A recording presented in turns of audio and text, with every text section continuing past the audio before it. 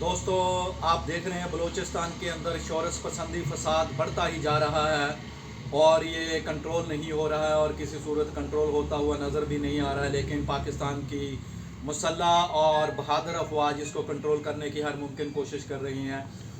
اور اس دہشت گردی میں انڈیا اور افغانستان پورا ملوث ہے۔ لہٰذا پاکستان کسی بھی صورت میں انڈیا کو اور افغانستان کو یہ پراکسی وار میں کامیاب ہوتے ہوئے بالکل نہیں دیکھنا چاہتا ہے، اور الحمدللہ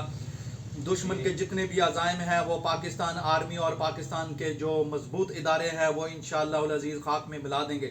اور دوسری بات یہ ہے کہ بلوچستان کے اندر جتنے بھی جو سردار ہیں وہ خام خواہ کا شور مچا رہے ہیں، اس میں خصوصی طور پہ اختر مینگل صاحب ہیں۔ اختر مینگل صاحب سے اگر پوچھا جائے کہ آپ پچھلی ساری حکومتوں کے اندر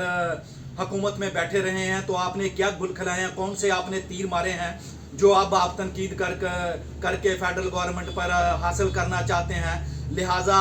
جو سب سے پہلا اس بیماری کا علاج وہ یہ ہے کہ ان جتنے بھی بلوچ سردار ہیں ان سب کا کلا کما کر دیا جائے اور یہ سرداری نظام کا خاتمہ کر دیا جائے، کیونکہ یہ جرگہ سسٹم فساد کی جڑ ہے۔ لہٰذا اگر آپ یہ دیکھیں برہم داغ بگٹی کہاں پر بیٹھا ہوا ہے اور دوسرا ہربیار مری کہاں پر بیٹھا ہوا ہے، بالاچ مری کہاں پر بیٹھا ہوا ہے، کوئی سوئٹزرلینڈ میں بیٹھا ہوا، کوئی دبئی میں بیٹھا ہوا، کوئی انگلینڈ میں بیٹھا ہوا۔ یہ بدقسمتی سے عیاشیاں وہاں پر کرتے ہیں اور اپنی رعایا کو جناب گولیاں دے کر مروانے کے لیے تیار رکھتے ہیں اور ان کو کہتے ہیں کہ آپ جناب آزادی حاصل کریں۔ یہ آزادی نہیں، یہ اپنے بچوں کو بچاتے ہیں، خود وہاں پر تعلیم حاصل کرتے ہیں اور آسائشات والی زندگی گزارتے ہیں اور عام لوگوں کا قتل عام کرواتے ہیں۔ لہٰذا اسٹیٹ کو اب یہ سمجھ لینا چاہیے کہ ان کے پاس موجود جتنی بھی جائیدادیں جاگیریں ہیں وہ ساری چھین لینی چاہیے اور ان سرداروں کا خاتمہ کرنا چاہیے، کیونکہ اگر یہ سردار اتنے ہی امپورٹنٹ ہیں تو ان کو جا کر